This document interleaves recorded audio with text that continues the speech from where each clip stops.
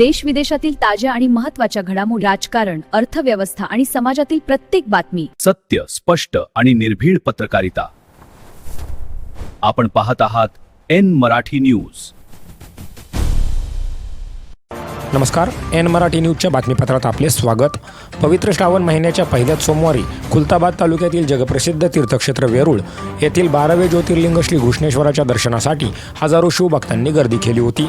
पहिलाच सोमवार असल्याने आणि ग्रामदेवतेला पाणी घालून अभिषेक करण्याच्या पूर्वापार प्रथेमुळे वेरूळसह पंचक्रोशीतील गावे व खेड्यापाड्यातून आलेल्या भाविकांची मोठी गर्दी पाहायला मिळाली. भाविकांच्या सुरक्षेसाठी वेरूळ लेणी व गाव परिसरातील रस्ता जड वाहनांसाठी बंद करण्यात आला असून वाहतूक वेरूळ बायपास कसाबखेडा मार्गे वळवण्यात आली होती.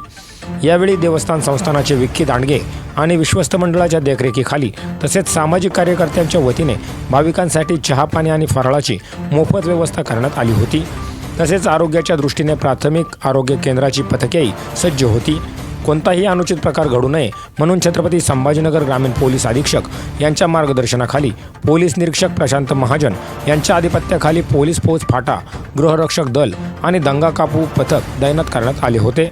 खुलताबाद येथून आमचे तालुका प्रतिनिधी रामलाल निमोरे यांच्यासह bureau report N Marathi news.